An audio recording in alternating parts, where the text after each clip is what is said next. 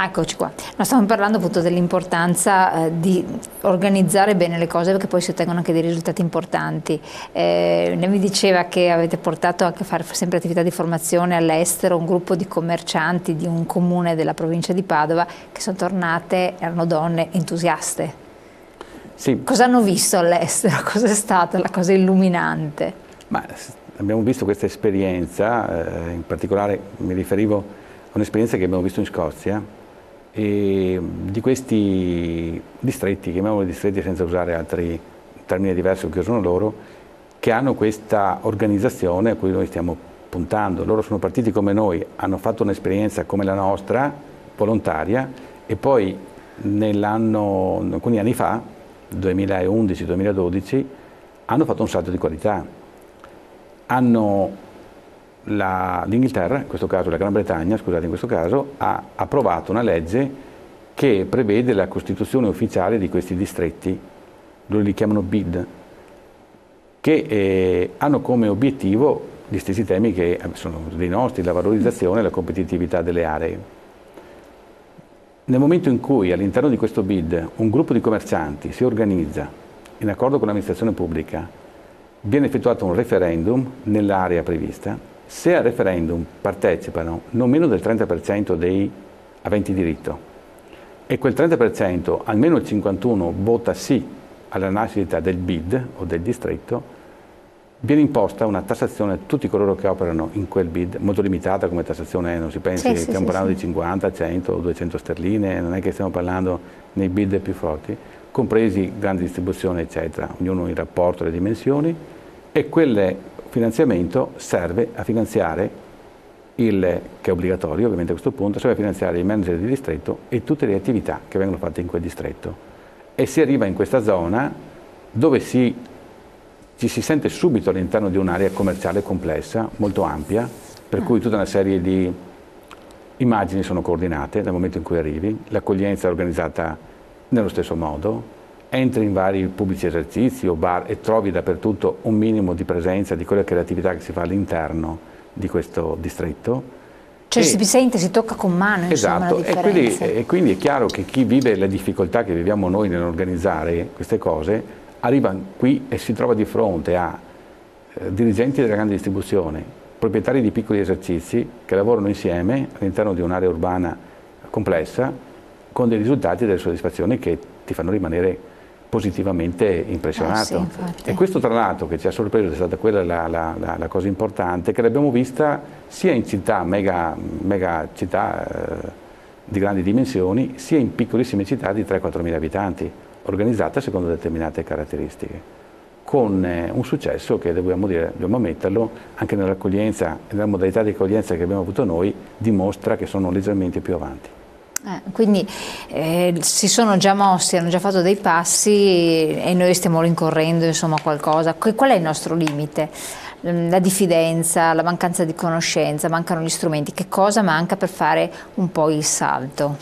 Ma probabilmente anche loro avevano dei ritardi. Teniamo conto che la loro rete distributiva tradizionale, Scozia, ma la stessa Francia, se vogliamo l'unica è la Spagna, è stata, come dire, frantumata qualche decennio prima della nostra. Sì, già avuto.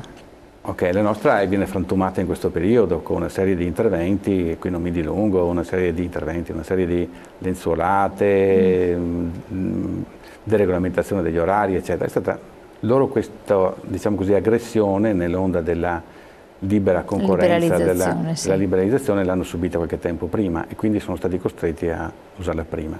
Però in realtà l'idea di base parte dai paesi del Nord America. New York è sicuramente la città che più l'ha utilizzata, Canada stesso è un forte esempio di questo tipo. Per cui sono avvantaggiati, diciamo, perché sono partiti prima.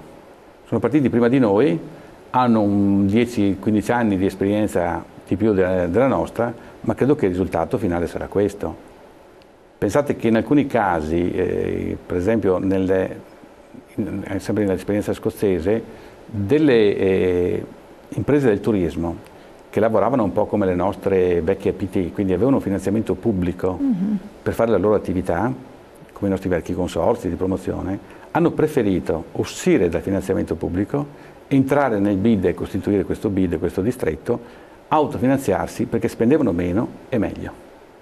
Quindi una cosa che dimostra evidentemente il passaggio che hanno fatto. Però ripeto, l'unica cosa che hanno in più loro è che hanno probabilmente 10 anni o qualcuno meno, insomma, di Quindi ce la possiamo fare anche noi? Ce la dobbiamo fare. Ce la dobbiamo fare. Allora, c'è qualche legame, qualche attinenza con anche il settore turistico? E quindi di valorizzazione anche, ovviamente. Il fatto stesso che noi stessi stiamo pensando di cambiare nome, non più distretti del commercio, ma chiamiamoli distretti della competitività, che poi ne troviamo, dimostra come il connubio tra centro storico, attività che vi operano, accoglienza del turista sia ormai un connubio estremamente collegato, non può più essere a prescindere da questo. Tenendo conto che poi spesso noi pensiamo al turista come alla persona che arriva lì a visitare il nostro centro storico ogni tanto, no? Pensiamo al turista e vediamo anche chi sfrutta il tempo libero, che arriva anche da vicino, no? Che viene magari per la giornata, che viene per la serata. Quello è un turista, dobbiamo considerarlo in questo modo, dobbiamo avere una capacità di accoglienza uguale a quella che prestiamo poi magari quando arriva il tedesco, il russo, no? Che arriva magari, perché questa è la capacità di organizzarsi. Il connubio è strettamente indissolubile, cioè una città diventa accogliente quando riesce a mettere in moto tutta questa serie di servizi. E attenzione, troppo spesso si sente parlare di smart city e si pensa che tutto questo possa essere risolto con un sistema di canali web, informatizzazione. Questo è l'altro aspetto. Questo è uno strumento, questo è uno degli strumenti, ma è la cultura che deve crescere prima di tutto. È la cultura, perché possiamo mettere tutti gli strumenti di questo mondo, ma però dopo, se non abbiamo un prodotto da mettere all'interno di questi strumenti, se non abbiamo una cultura dell'accoglienza diffusa in quel territorio, lo strumento diventa anzi negativo. Assolutamente. Lei parla di grandi competitors, quindi di rivali temibili, la GDO, la grande distribuzione organizzata, i grandi centri commerciali. Io le chiedo, perché ormai il tema è di estrema attualità, ma il web è un possibile temibile competitor, visto che molta parte si sta spostando in questo versante, ci sono studi al riguardo, analisi e quant'altro, insomma. Come la vede? C'è una ricerca che abbiamo commissionato noi a una società specializzata che dice sostanzialmente che se non ci saranno degli interventi come quelli che stiamo facendo, se si continua così, nel 2020 la grande distribuzione perderà il 3,5% delle quote di mercato, la piccola distribuzione dal 5 al 6%, il web crescerà l'8, 7-8%. Quindi è evidente che il web in questo momento, pur avendo in Italia una quota di mercato ancora marginale, si parla dal 5 al 6%, è comunque una crescita costante. Qui il tema è evidentemente quello di riuscire a trovare dei meccanismi per cui ci sia la possibilità anche da parte dei piccoli commercianti di operare con questi canali, che non è l'e-commerce ovviamente, ma è una vetrina virtuale che gli permette di utilizzare il web per ritornare. Ma c'è anche un altro tema, secondo me abbastanza più importante, e cioè che è quella che anche il web dobbiamo cominciare, all'e-commerce in particolare, a dare qualche regola. Perché è assurdo che si continui con un'ottica di questo tipo, per cui ci sono, cioè se un negoziante vuole aprire 7 negozi deve avere 7 autorizzazioni amministrative.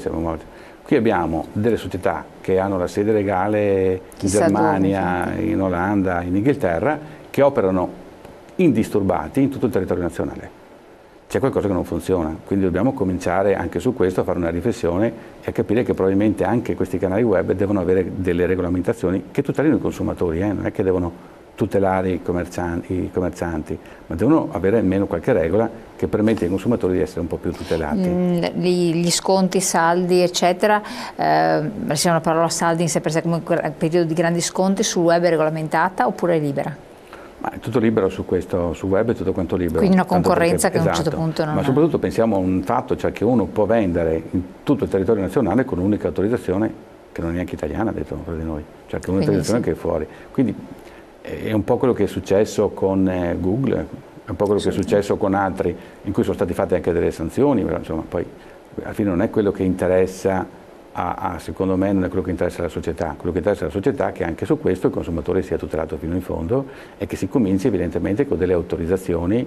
C'è anche una sentenza che mi sembra in qualche modo sia intervenuta su Uber, no, che è il TAR del Lazio, che ha detto no, Uber può operare solo nelle province dove è autorizzato, nel territorio dove è autorizzato e non in tutto il territorio nazionale con un'unica autorizzazione.